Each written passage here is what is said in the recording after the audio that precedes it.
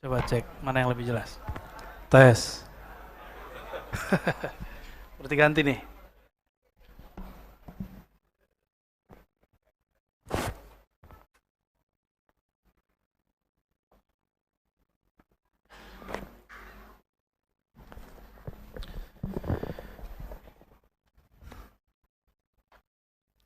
Insya Allah pada malam ini kita mengkaji bab yang ke-41 dari kitab Ar-Risalah Al-Qushairiyah. Judulnya sederhana, Ad-Du'a. Udah sering ya? Apa arti doa? Minta ya? Mohon. Makanya nggak dijabah. Makanya belum nyampe-nyampe. Karena kesannya memberitahu Allah. Sebelum kita dicipta, Allah sudah tahu belum hajat kita apa? Maka Allah pasti sudah menyediakan semuanya tanpa kita minta. Itu sebabnya orang-orang musyrik tanpa dia meminta kepada Allah, mintanya ke selain Allah pun dikasih. Ya. Supaya Allah memberkahi kita yang hadir, guru-guru kita semua, membukakan mata hati pikiran, mari kita baca surah Al-Fatihah. Kita hadiahkan untuk kepada siapa yang diturunkan Al-Fatihah kepadanya. Baginda Nabi SAW dan imam kita yang pengarang kitab ini, Al-Imam Abul Qasim Al-Qushairi. Al-Fatihah. A'udzubillahi minasyaitonir rajim. Bismillahirrahmanirrahim. Iyyaka na'budu wa iyyaka nasta'in. Shiratal ladzina an'amta 'alaihim waladdallin. باب الدعاء بسندنا المتصل للإمام أبي القاسم القشيري قدس الله سره قال ادعوا ربكم تضرعا وخفية ya. Dalam surah Al-A'raf ayat 55, nah ini yang saya suka dari kitab ini, dia kalau nggak mulai dengan ayat, mulai dengan hadis. Dan ketepatan bab ini memulai dengan dua-duanya, mulai dengan ayat, hadis. Inilah yang menginspirasi kitab Riyadhus Shalihin. Sebelum ada hadis dimulai dengan ayat. Pengarangnya kitab Riyadhus Shalihin siapa pengarangnya? Imam An-Nawawi. Jadi thariqahnya Imam Nawawi, thariqahnya Qushairi. Thariqah Imam Nawawi, thariqah Imam Qushairi yang sudah kemudian dikembangkan oleh Imam Ghazali. Ya. Ayatnya surat Al-A'raf ayat 55, ud'u rabbakum tadarru'an wa khufyata, ya, wa khufyah. Mintalah kepada Allah dengan penuh tadarru'. Berarti ada adab. Jika engkau meminta kepada Allah, jangan ngeyel. Jangan sok-sok penting, apa istilahnya? Kita minta tapi intimidasi gitu. Ya. Itu enggak punya adab. Nah, maka kalau saya terjemahkan ini, mohonlah kepada Allah dengan adab. Itu. Apa adabnya? Dua. Tadarru', khufyah. Tadarru'an dengan penuh kerendahan hati. Jangan bilang, ya Allah kan saya udah doa, kok nggak dikasih-kasih juga? Nah, nggak bakal diangkat. Kita aja digituin orang nggak seneng kok, ya kan? Kita nih, Bapak nih ngasih proposal ke saya lupa buka proposalnya. Terus Bapak ngomong, Tat, aneh kan udah kirim buat ente, mana? Bisa nggak gitu? Mana? Kapan cairnya? Saya kalau ketemu gitu, lu siapa? Bukan pakai aneh ente lagi, ya? Kamu siapa? Udah minta, marah-marah lagi, intimidasi lagi. Yang boleh intimidasi yang punya, ya. Antum punya utang nih, boleh aneh ini. Oke. Itu yang disebut tadarru'. Dengan ini beda dengan tawadhu'. Tawadhu' kepada sesama makhluk. Kalau tadarru' menghinakan diri di hadapan Khalik. Tawadhu' merendahkan hati di hadapan makhluk. Ini beda. Tawadhu' dengan tadarru'. Tawadhu' dari kata tawadhu'a ya tawadhu'. Wadhu'a, meletakkan egomu di depan makhluk. Kita ini kan masing-masing punya ego. Masing-masing punya ego. Kenapa seseorang mesti berguru? Karena di saat itulah dia meletakkan egonya. Maka antum yang hadir ini berarti salah satu egonya sudah dapat dikendalikan. Kan gengsi. Apalagi kalau ada yang ustadz di sini. Saya lihat ada wajah-wajah ustadz sih ya. Sembunyi-sembunyi, gak usah sembunyi, orang tuh mengaji aja. Aneh juga ngaji kok. Ini cara saya untuk ngaji. Karena waktu kita untuk membaca sudah gak ada. Sok sibuk. Maka saya dalam taklim ngaji kitab. Mengulang-ulang apa yang dulu pernah kita baca. Ini kitab dulu saya baca umur saya 14 tahun. Ya. Guru saya bilang, saya udah tua. Seharusnya kamu. Makanya ketika beliau mengatakan begitu, saya ingat saya harus selesaikan baca kitab ini. Umur 14, umur 15 guru saya wafat. Ya. Abuya Hasan Basri Jalil, mursyid saya dalam Thariqah Naqsyabandiyah dan Samaniyah Qadiriyah. Ya, rahimahullah syekhana. Amin. Ud'u rabbakum tadarru'an wa khufyata. Maka kalau meminta rabbakum, Rabb engkau. Apa arti Rabb? Rabbun itu secara nama ini berbeda dengan ilah, tapi yang dinamakan sama. Allah yang kita sujud kepadanya, Allah menamakan dirinya ilah. Allah tempat kita menggantungkan harapan, yang menumbuhkan satu helai rambut di tubuh, yang menjaga peredaran darah kita, semua tulang ini, itu disebut Rabb. Dia juga, dialah Rabbun, dialah ilahun. Udah jadi bahasa Indonesia, Rabbi. Biasanya para penyair sastrawan mengatakan Rabbi izzati. Izzati artinya keagungan Allah Subhanahu wa taala. Ada juga ilahi, ya. Udah jadi bahasa Indonesia ya? Ilahi. Beda lagi ya elah, itu beda lagi ya. Wa qala azza wa jal. Wa qala rabbukum ud'uni astajib lakum. Surah Ghafir ayat 60. Allah berfirman, Tuhanmu berkata. Jadi saya sudah sampaikan di awal jauh-jauh hari, boleh menerjemahkan kata Rabb dan ilah menjadi Tuhan. Gak masalah. Saya jamin dunia akhirat, antum selamat. Ya. Ini jaminan ilmu bahasa. Jangan pakai emosi dalam menerjemah sesuatu. Pakai ilmu. Karena kita nerjemah ke bahasa Arab, karena maka bertanyalah ke ahli bahasa Arab. Kalau kita menerjemah ke bahasa Indonesia, bertanyalah ke ahli bahasa Indonesia. Jangan buat-buat kamu sendiri. Ya. Kata kawan tidak boleh terjemahkan ilah menjadi Tuhan. Ya salam, itu kamu dari mana, bro? Ya. Orang Arab mau musyrik, mau mukmin nyebut Tuhan itu ilah. Ya. Kalau Tuhannya banyak, alihah, Tuhan-Tuhan. Gods-nya itu ada S-nya.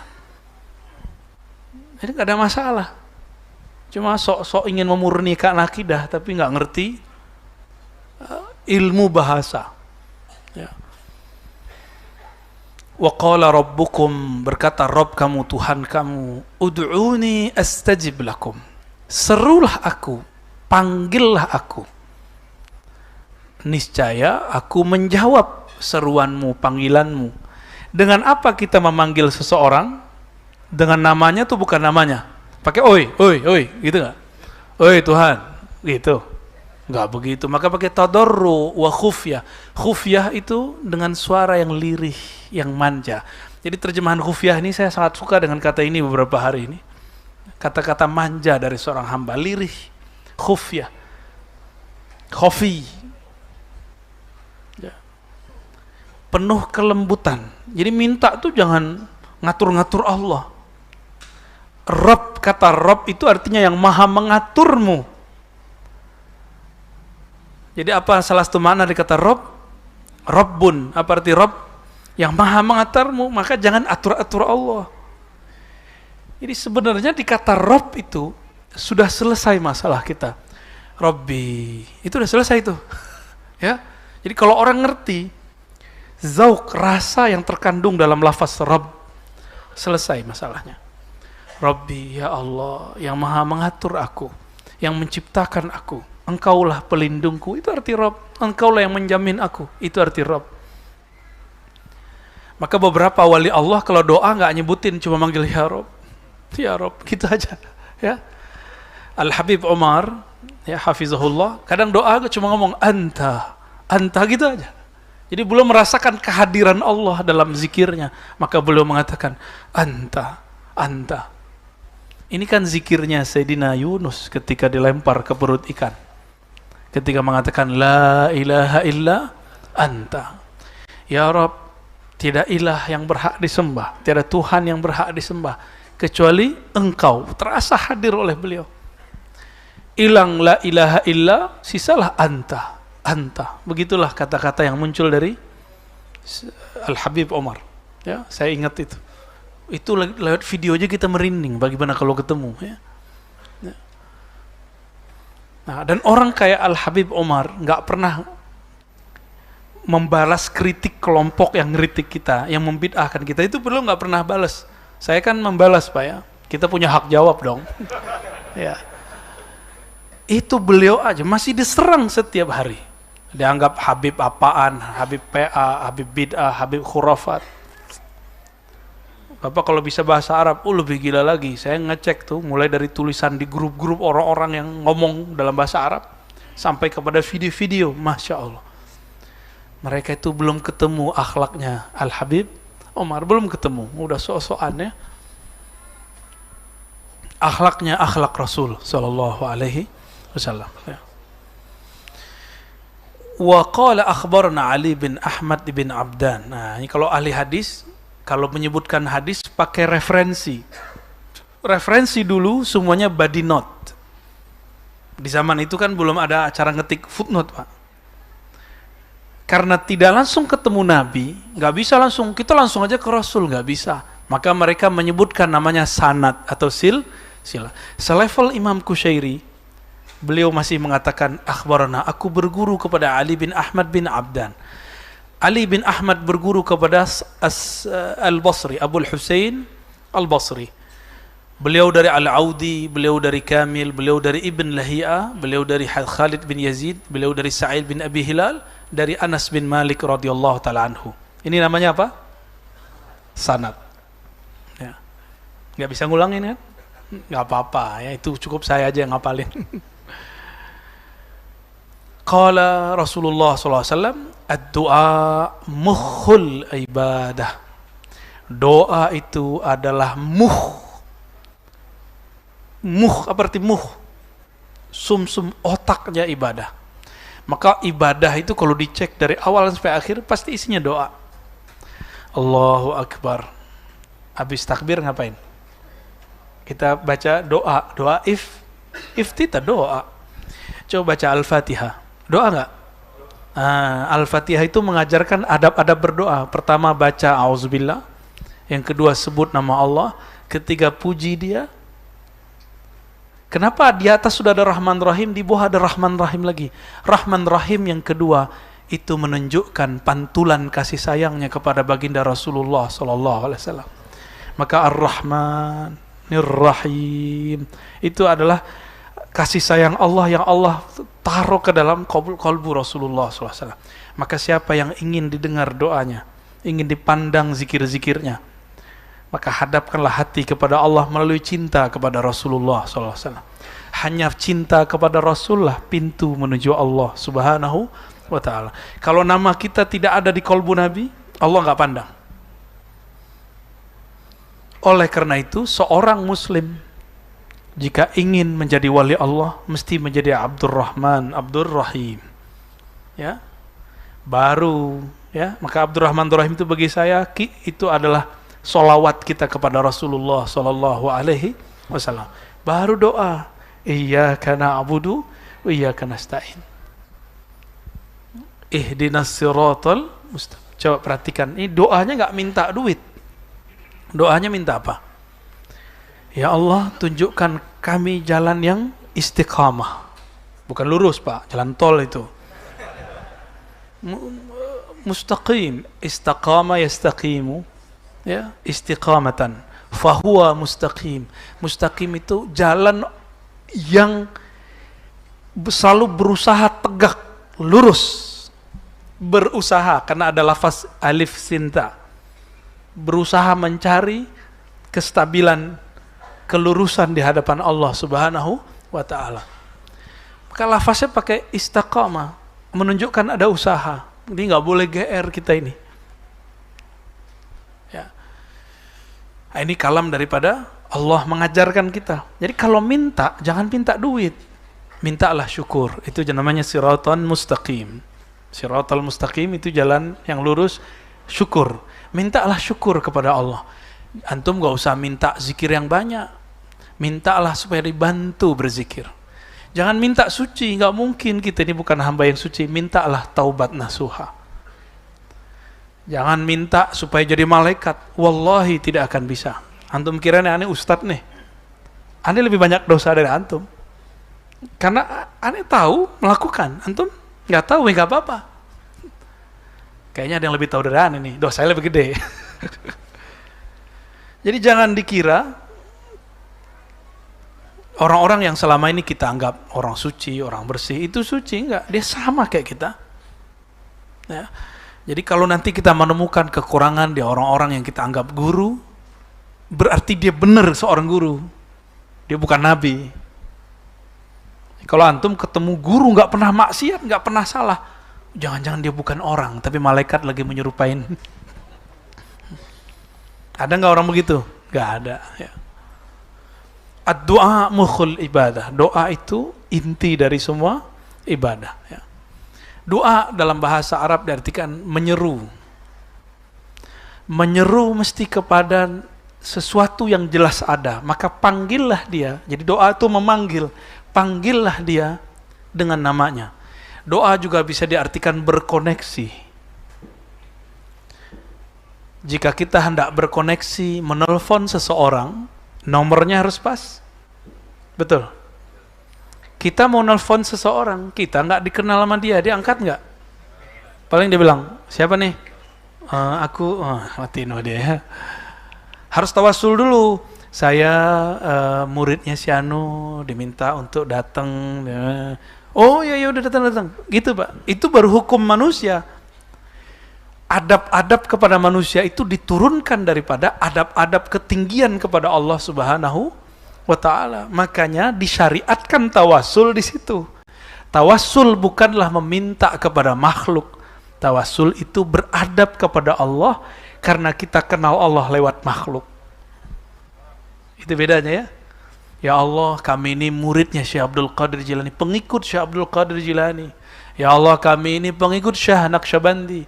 Ya Allah, kami ini pencinta Ahmad Tijani. Ya Allah, ya Allah, ya Allah. Sebutkan itu. Ahmad Rifai, Idris Al-Idrisi, As-Sanusi, Burhami, Dusuki. Sebut semuanya. Samani. Ya Allah, kami ini semua mencintai kekasih-kekasih Engkau. Allah lihat, sahih-sahih ente diterima kita ya. Kalau nggak ngantri kita Pak. Ya. Di akhir zaman ini sudah digabung semuanya kepada satu nama, Al-Imam Al-Mahdi. Ya. Jadi kalau doa, kirim Fatihah untuk Al-Imam Al-Mahdi. Siapa tahu umur kita panjang kita bersamanya. Amin ya Rabbal. Sering-sering dari sekarang bangun komunikasi, baca Al-Fatihah. Supaya nanti beliau datang. Sekarang sudah ada. Ya, karena Dajjalnya sudah, menurut saya sudah zahir. Ya. Terus kita berkoneksilah dari sekarang. Mulailah mengajak diri ini berbicara. Istafti qalbak. Berkoneksilah dengan kolbumu. Ini kalam Nabi, hadis Imam Tirmidzi, hadisnya sahih. Hanya orang-orang yang berkomunikasi dengan dirinya bisa selamat di akhir zaman. Karena nanti sudah nggak ada telepon. Terus antum mau ngomong sama orang pakai apa? Harus pakai kolbu. Kita di sini, dia di mana? Nanti kita kolbu, kita ngomong. Tunggu saya di sana. Tunggu. Ya, ini ngajinya kita kan masih siang, masih sore nih ya. Nanti latihan ngaji tengah malam. Kenapa harus ngaji tengah malam? Itulah gerilya Rasulullah ketika beliau awal membangun Makkah, tapi gagal. Maka beliau mundur ke Madinah, mundur untuk maju. Kapan Rasulullah buka majelis? Orang udah tidur, kafir Quraisy tidur, baru bangun. Benar. Maka gerakan-gerakan akhir zaman akan dimulai dengan cara-cara seperti itu. Ya, gerakan-gerakan akhir zaman akan memulai zikirnya, kajiannya, latihan-latihan rohaninya, dengan bangun di tengah malam. Bukan hanya zikiran kita nggak kuat, Pak. Antum 15 menit udah ngantuk-ngantuk, matanya merem, mulutnya kolmat kamit, pikirannya udah tidur. Tahu-tahu tasbihnya udah berapa aja kan, jatuh. Pengalaman tuh ya, bukan aneh yang ngomong ya. Wad du'a miftahul hajah. Kata Imam Al-Qushairi, doa itu pembuka hajat, kunci pembuka hajat. Wa huwa mustarwahu asbah ashabil faqat. Doa itulah yang membuat orang-orang yang punya masalah dapat rehat. Ini penting sekali. Antum gak akan bisa rehat ngadu ke bos, gak akan bisa tenang ngadu kepada makhluk, kepada teman, gak akan tenang. Hanya dapat mengadukannya kepada Allah SWT. Mau urusan duit, urusan keluarga, urusan jodoh. Ikut nih komunitas biro jodoh, ya belum tentu juga, ya kan? Ikut kerjaan ini itu, belum tentu. Dunia ini gak menentu, karena dunia ini memang diciptakan Allah tidak menentu, fana. Jangan meminta kepastian dari dunia, mintalah kepastian daripada Rabbud dunia, pemilik dunia. Wa malja'ul muttarrin, doa itu adalah tempat larinya orang-orang yang sedang kepepet. Nah, ilmu kepepet tuh. Maka kita udah ketemu beberapa orang ahli Thariqat Al-Kepepetiyah. Emang dahsyat. Rata-rata jadi, nggak usah jauh-jauh mahasiswa kita nih, besok mau tugas, malam ini baru nulis, padahal sudah dibagi bulan lalu. Tapi kalau kepepet, maka ya, turunlah semua ilmunya ya. Ternyata kalimat ini ada dalam surat Az-Zumar. Ammay yujibul muttarra idza da'a. Siapa lagi yang akan menyahut seruan orang-orang yang kepepet? Nah, itu dia. Jika dia berdoa menyeru Allah Subhanahu, maka orang-orang beriman ini hobi dia kepepet. Ya. Kalau bisa tiap hari. Jadi kalau nggak ada masalah hari ini, nggak ada ujian hari ini, mereka bingung, apakah aku ditinggal oleh Allah? Maka beruntunglah wahai orang-orang diuji. Engkau sedang mendapatkan hari rayamu. Ya. Hari rayanya hamba-hamba Allah jika dia sedang diuji oleh Allah Subhanahu wa ta'ala. Maka berbaik sangkalah kepada Allah, kita akan lapang dada kepada makhluk. Ya.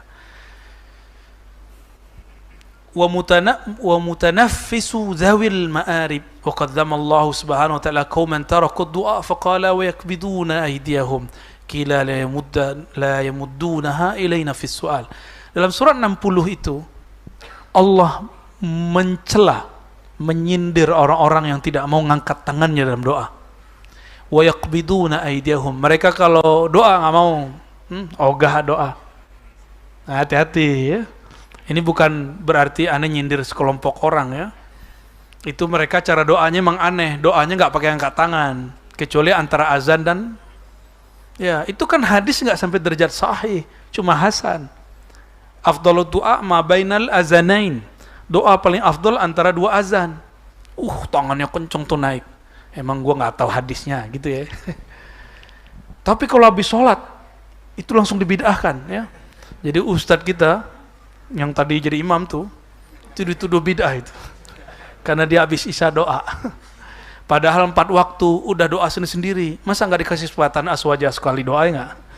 Kalau bisa nanti subuhnya juga doa ya. Amin. Subuhnya doa bareng. Kenapa doa bareng ba'da subuh bagus? Karena mendoakan sesama muslim adalah afdalul a'mal. Doa yang paling bagus, amal yang paling keren. Antum mau mendoakan orang lain. Dari mana dalilnya? Hadis Imam Muslim. Doa seorang mukmin li akhihi, ya. Doa seorang mukmin untuk saudaranya. Kita kan egois. Kapan ente doain orang lain? Kapan? Kapan doain orang lain? Habis sholat beneran? Nggak yakin, aneh paling cuma imam aja tuh. Kenapa khotib diangkat Allah jadi khotib? Karena dia mau mendoakan sesama mukmin. Allah maghfir lil mu'minina wal mu'minat. Kalau enggak turun, dia enggak sah salatnya. Ya. Jadi rukun itu. Jika rukun ibadat salat Jumat dalam khutbah ada doa terhadap orang beriman, maka ruknul walayah, rukunnya kewalian, seorang yang dicirikan wali ada pada dirinya, dia bahkan mendoakan orang yang dia benci supaya menjadi baik. Ini cuma beda-beda tipis, beda jingkrang enggak jingkrang, beda jenggot enggak jenggot, beda coblosan, antum udah benci-bencian. Ya. Wali apaan ente, ya? Ngaca kepada wali-wali Allah, ya. Kita malu kepada wali-wali Allah. Wali Allah tidak pernah benci di kalbunya. Ya. Capek lah Pak benci itu. Allah ini menciptakan alam dengan cintanya. Lalu kenapa kita melawan takdir itu? Melawan kodrat alam? Ya. Pertemuan ini semuanya karena cinta. Antum ketemu seseorang karena cinta. Ada cinta fulus, ada cinta nafsu, ada cinta ilmu, ada cinta Allah. Wa ma lillahi baqiya. Yang karena Allah pasti kekal. Ada yang kumpul karena politik. Antum coba lihat, udah berapa tahun ini, bubar nggak? Bubar. Apa kurang cukup ayat-ayat Allah ini? Apa masih belum lagi, mau dibuat lagi nanti? Silakan, saya nggak ikut. Saya ingin bergerak dalam cinta kepada Allah Subhanahu wa taala. Inilah yang disebut dari hadis Imam Abu Daud, hadis Ibnu Majah, hadis Imam Ahmad, hadisnya sahih. Nanti di akhirat akan muncul sekelompok orang, dia bergerak seperti halilintar, kilat. Orang-orang masih dihisap, dia cepat sekali nyampe langsung di ujung sirat. Lalu disebutkan di hadis itu, yaghbituhumul anbiya wasyuhada. Jangankan ente, nabi dan para syuhada aja bingung, iri positif. Ini siapa ini? Kok mereka bisa begitu? Nabi iri, kenapa? Umatnya tidak semuanya begitu. Itulah umat Nabi Muhammad SAW, yang Nabi sebut ikhwan. Itu dia. Yang Nabi SAW katakan ketika ditanya oleh Allah, itu siapa ya Rabb? Allah menjawab, hum al-mutahabbuna biruhillah. Mereka saling mencintai dalam ruhnya Allah. Ruh itu artinya rahmat, hembusan kasih sayang Allah Subhanahu wa ta'ala. Bukan, ya Allah, cuma beda politik doang, ya. Cuma beda jingkrang gak jingkrang doang, ya salah. Ya. Cuma beda kunut gak kunut doang. Cuma beda Sayyidina gak Sayyidina doang. Cuma beda Asy'ariyah Salafi doang. Ya. Kok cuma beda satu ahbab jemaah tabligh, satu bukan? Kenapa kemudian kita beda? Jangan-jangan di dalam kolbu ini banyak kamus kebencian, bukan kamus kasih sayang. Dan saya minta ampun kepada Allah jika saya menjadi asbab orang saling membenci, ya. Dan saya minta ampun kepada Allah jika ada yang dikritik malah kemudian tersinggung. Kita biasa dalam dunia ilmiah itu kritik mengkritik. Malah kritik itu dirayakan di kampus-kampus dan di pesantren.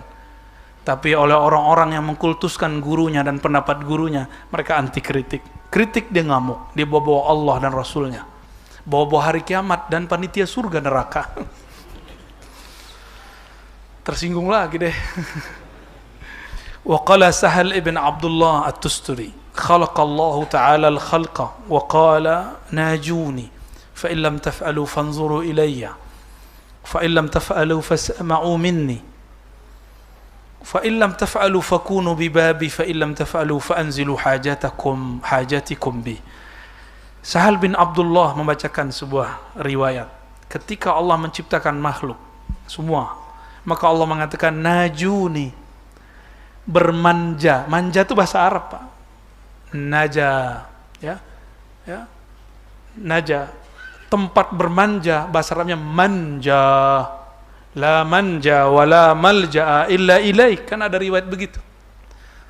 Jadi bahasa Indonesia ini bukan cocok logi, ya. Ini asli. Ini tanda kalau kita ngutang sama habaib ini banyak. Ngutang sama orang Arab banyak, ya.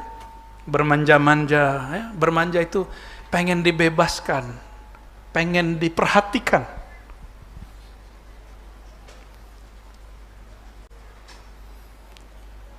najuni, maka bermunajatlah kepadaku. Jadi akhirnya jadi bahasa Arab munajah. Mim itu disebut masdar mimi. Mim itu aslinya nggak ada, asal katanya najah. Maka ada nama orang Najiyah, najah. Ya, kalau najah pakai H kecil artinya kesuksesan. Kalau najah pakai H besar artinya ini berbisik. Ya, Najwa, anaknya Prof Quraisy ya. Tuh, cuma beda gitu doang, antum udah benci sama Pak Quraisy kan? Coba lihat saudaranya Mbak Nana berjilbab, kenapa antum nggak lihat dia? Beliau itu tidak memaksakan pemahamannya kepada anaknya. Kan kalau orang udah dewasa, udah haid, perempuan, dia punya hak kebebasan memilih make atau tidak. Gitu ya. Ya kan? Tuh, cuma masalah gitu doang udah benci sama ulama, kan lucu. Apakah antum kalau hidup nih Nabi Nuh, lalu ada Kan'an yang durhaka, antum kayak benci sama Nabi Nuh ya? Apa tuh Nabi Nuh? Anaknya gak diurus sama dia. Ya, jangan-jangan begitu tuh ya. Nabi Lut, antum benci sama dia. Apa tuh Nabi Lut? Bini juga diurus sama dia. Mau gitu? Janganlah begitu. Pisahkan ulama dengan keluarganya. Hargai ilmunya, ya. Itu dari TK sampai S3 dia ngajinya ngaji hadis, Quran, tafsir, usul fikih. Saya punya perbedaan dengan beliau, tapi saya menghargai beliau karena ngajinya lebih lama dari saya. Itu angkatan guru dari gurunya saya. Guru saya punya guru, itu umurannya beliau tuh. Ya. Berarti kalau sama aneh antum sama dia udah kakek apa tuh? Kakek buyut. Ya, saya berguru juga kepada beliau, tapi ya event tertentu aja. Setelah dari itu baru saya paham, oh selama ini saya salah paham terhadap beliau. Ya. Wahai makhluk, bermunajatlah kepadaku. Jika engkau tidak melakukannya, maka pandanglah aku. Maksudnya pandanglah nikmatku. Jika engkau tidak sanggup melakukannya, maka dengarlah ayat-ayatku. Jika engkau tidak melakukan juga, fakunu bibabi, datanglah ke pintu-pintuku. Pintu-pintunya Allah apa? Wali-walinya, kekasih-kekasihnya. Bukan masjid, Pak. Masjid kalau nggak ada ulamanya, disebut masjid nggak? Nggak ada, nggak menarik masjid kalau nggak ada ulamanya. Yang membuat masjid itu menarik dikunjungi karena ada guru di situ, ada imam di situ. Ya. Jadi daya tariknya bukan sajadah yang bagus. Maka seorang pengurus jangan sibuk cuman membangun fisik. Sibuklah membangun peradaban rohani dan intelektual. Insya Allah masjidnya akan ramai terus. Ya. Karena orang-orang yang datang seperti antum ini bukan orang-orang yang cari makan malam toh. Ya kan? Antum cari makan ruhani. Soalnya kan? Berarti antum datang ini bukan fisiknya yang datang itu adalah rohaninya. Itu yang datang, ya. Alhamdulillahirabbil, udah seneng aja. Jika engkau tidak melakukan itu juga, fa'anzilu hajatikum bi, maka serahkan saja hajatmu kepadaku. Saya bertawakal gitu. Kapan doa diijabah? Du'aul hal, kata Imam Sahal, kata Imam Abu Ali Ad-Daqqaq, aqrabu du'a ilal ijabah du'aul hal. Doa yang paling cepat diijabah Allah, du'aul hal, doa ketika rasa itu turun. Maka jangan berdoa kalau belum ada koneksi kolbu dengan Allah. Ya. Jadi jangan salahkan saya, misalnya kalau di akhir pengajian kadang saya mimpin doa, kadang tidak. Itu tergantung halnya. Halnya nggak turun ya doa. Ya, gitu ya. Itu nggak bisa dibuat-buat, Pak. Ini pejam-pejam mata. Gitu nggak bisa. Nggak bisa. Iya. Itu namanya dibuat-buat. Ada istilah bahasa Arabnya itu ya, tasonno. Itu nggak boleh. Tasonno itu dimakruhkan ya. Lebay, dibuat-buat. Nah, ada hadis yang sering kita dengar, hadisnya ada di riwayat Imam Tirmizi. Man syaghalahu zikri an mas'alati a'taituhu afdala ma u'ti as-sa'ilin. Siapa yang sibuk berzikir tidak sempat meminta, aku akan berikan dia apa yang lebih utama daripada orang yang meminta. Ini kelebihan kalau kita zikir. Itu baru zikir, Pak, belum orang-orang yang mengenal. Ini kalau diganti, man arafani, siapa yang kenal aku, siapa yang membicarakan tentang aku, sehingga lupa meminta kepadaku, apa aja hajatnya aku kasih. Sama nih kayak kita ketemu sama sahib wilayah, orang yang punya kampung, orang yang punya komplek, orang yang punya villa. Apa kata dia? Kamu mau villa mana aja pilih, gitu gak? Nanti makan gak usah dipikirin, telepon langsung dikirim. Pernah punya teman begitu?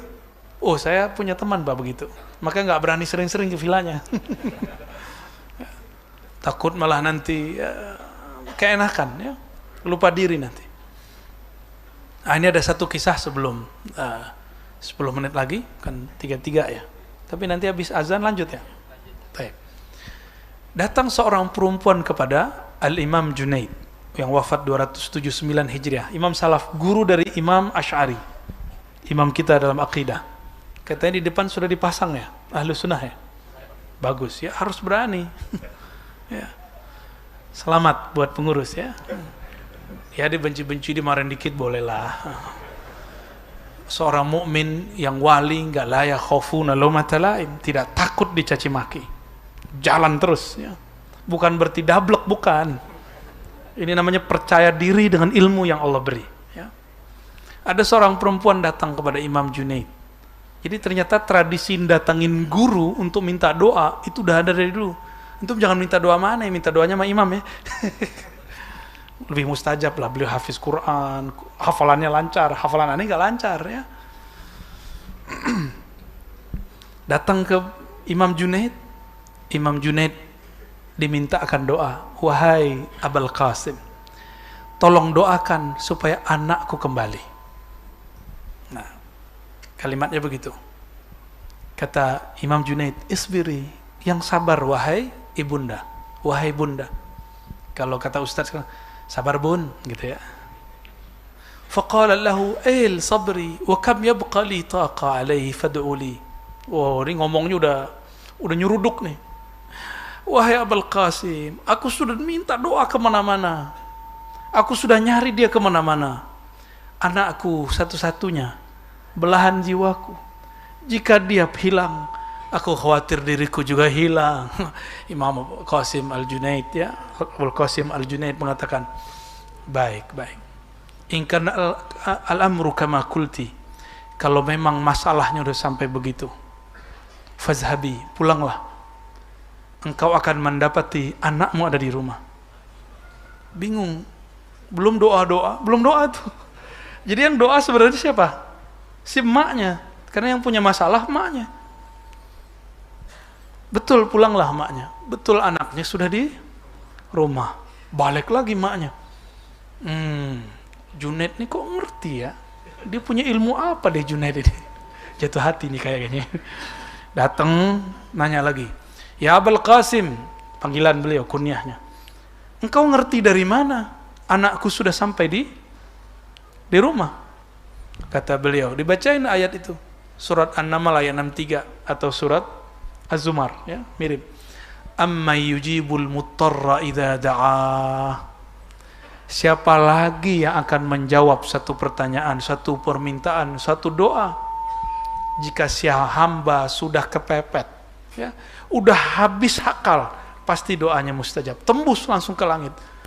Guru saya menyebut yang naik itu bukan ruh, namanya ruhan atau royhan, ya. Itu naik ke langit. Itulah yang naik ketika ada orang dizolimi dan ketika orang kepepet. Saya pernah cerita, ada ibu-ibu juga, suaminya udah divonis oleh dokter bakal mati beberapa hari lagi. Dia mengatakan, ya Allah, Engkau maha tahu hambamu lemah. Aku hambamu, sujud dia, sholat duha 12 rakaat. Nangis, aku belum siap ditinggal ya Allah. Wah, manja-manja dia sama Allah ya. bangun dari sujud, assalamualaikum, assalamualaikum, suaminya bilang, "Dek, neng, kamu ngapain? Kok nangis-nangis?" Kira-kira gitu. Jadi orang kalau udah kepepet, Allah nggak tega. Jadi antum itu belum kepepet aja tuh ya. Udah kepepet, nggak tahu cara mintanya. Ya, panik, namanya stres. Inilah yang disebut tadi kalimatnya, doa itu adalah jalan satu-satunya orang-orang kepepet. Maka orang yang tidak mengerti doa, dia akan stres.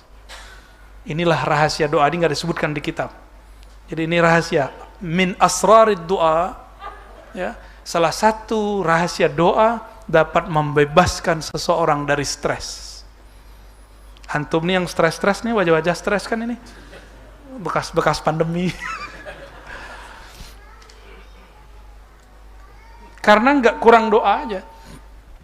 Mengeluh itu kepada Allah. Ya Allah, ujian apa lagi ya Allah? Kalau engkau mengujiku, jadikan aku tulus ya Allah. Udah gitu aja. Jangan minta sabar, nggak kuat kita. Ya, jangan minta. Orang yang bisa sabar kalau dia ikhlas. Jadi jangan bilang Allahumma ja'alni minas sabirin, nggak kuat. Ya Allah jadikan aku orang yang sabar. Antum nggak akan kuat. Sabar ada batasnya kan? Allah menyebut dirinya as-sabur, yang maha penyabar. Tetap aja Allah ada membatasi. Dia tidak terbatas, tapi Allah membataskan itu. Disebut hukum. Allah memberi batas. Maka yang bisa merubah segala sesuatu adalah ketulusan, ikhlas dan ridho. Ya, ini setiap hari ke depan kita akan banyak ujian. Coba tanamkan di hati, ya Allah, berikan aku ketulusan jadi hambamu. Orang kalau udah tulus, berarti dia sudah cinta. Kalau udah cinta, dicubit kekasih, balas nggak? Ya, ditonjok sama anak kita plok, balas nggak? Nggak begitu orang sama kekasihnya. Jadi kalau ada orang tengkar sama pasangannya, terus dia memukul dan membalas pukulan. Jadi kalau yang ini sudah membalas, berarti cintanya sudah mulai berkurang. Ngata-ngatain, balas ngata-ngatain, itu kan pukulan juga. Berarti cinta sudah mulai berkurang. Harus ada yang ngalah, ya. Harus ada yang ngalah. Kita yang orang waras ngalah. Orang kalau emosi, cintanya ketutup, emosinya hilang, cintanya muncul lagi. Maka berbaik sangkalah kepada pasangan yang sedang emosi. Ya. Teman lagi emosi, kita mikir ini kenapa gitu ya. Kita tahan-tahan diri ya. Selesai masalah akan kembali. Kembali apa? Kembali mumet.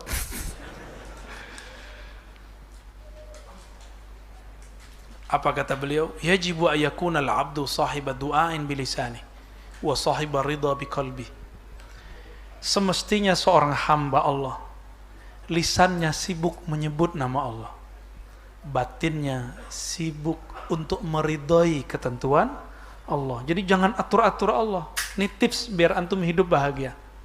Ya, semua doa yang sudah kita lafazkan lalu kita katakan, aku sudah doa, kok Allah belum beri, itu langsung di cancel. Yang tadi mau naik udah nyampe di langit pertama jatuh lagi. Ya, karena tawasulnya kurang, sholawatnya kurang, itu nggak naik-naik tuh. Perasaannya lama. Lalu kita ngomong, saya udah doa, kok nggak dikasih-kasih. Ya, emang Allah perlu apa dengan kita untuk menjawab doa kita? Kan nggak perlu.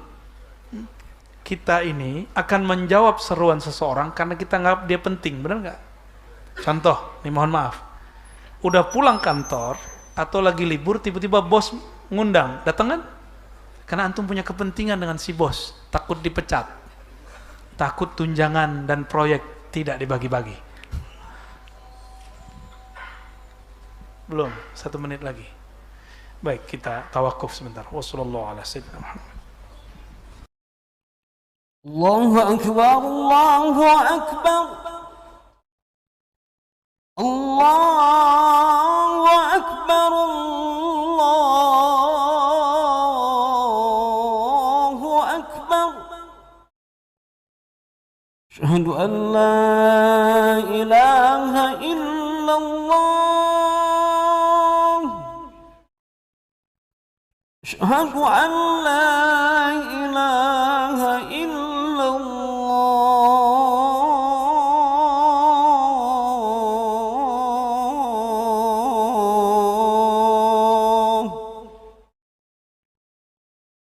أشهد أن محمدا رسول الله أشهد أن محمدا رسول الله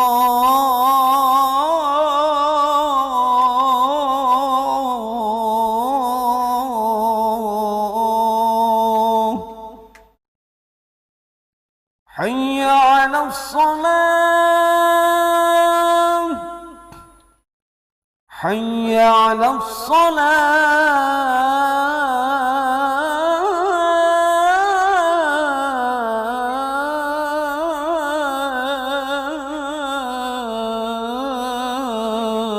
الصلاة حي على الفلاح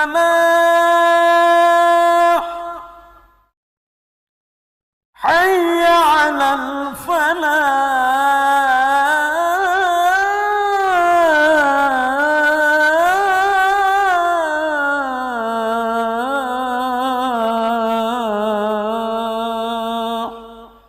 الله أكبر الله أكبر لا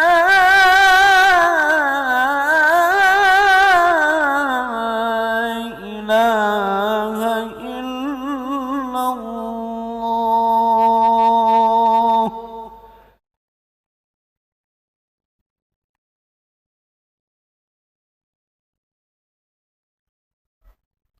Raditu billahi rabba wa bil islami sayyidina Muhammadin nabiyya wa rasulah. Lalu ada orang bertanya, kapankah doa mustajab? Saya mau tanya, doa di sini, doa di Mekah, Tuhannya sama nggak? Terus kenapa antum kalau doa itu mesti ke Mekah dulu? Ini kalau udah pandemi gini nggak mustajab dong doanya. Gimana? Pertanyaan begitu bikin sadar nggak? Tuhan di sini, Tuhan di Madinah, Tuhan di Al-Quds, Tuhan di kuburan, Tuhan di mana aja sama. Allah Subhanahu wa Ta'ala.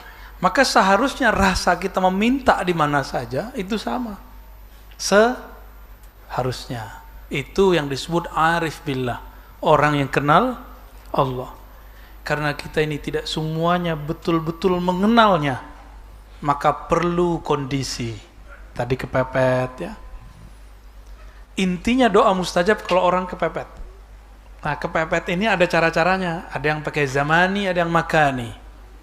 Pakai saat lagi susah, lagi banyak masalah, lagi pandemi awal-awal. Sekarang kan udah jarang lagi orang doa yang kayak dulu. Ya, doa-doa kayak jerit-jerit kayak dulu tuh udah jarang sekarang. Dan antum coba tanya, ada beberapa orang yang menjerit kepada Allah, tiba-tiba di depan rumahnya ada sesuatu. Ada, tiba-tiba sekarang kan ajaib. Dulu kalau Malik bin Dinar bercerita, dia bersalawat kepada Rasulullah, lalu Rasulullah mengatakan, lihatlah di bawah dipanmu, di bawah kasurmu ada dinar. Benar ada dinar. Itu bahasa, menurut saya itu bahasa majazi. Bisa juga hakiki. Dulu kan belum ada ATM ya kan? Benar nggak? Kalau sekarang tiba-tiba di ATM antum ada duit gitu. Itu ngepepet ya. Jangan mabi ngepet ya. Jadi doa itu akan naik diangkat apabila qalbuhu hadirun ma'allah. Qalbunya merasakan kehadiran Allah.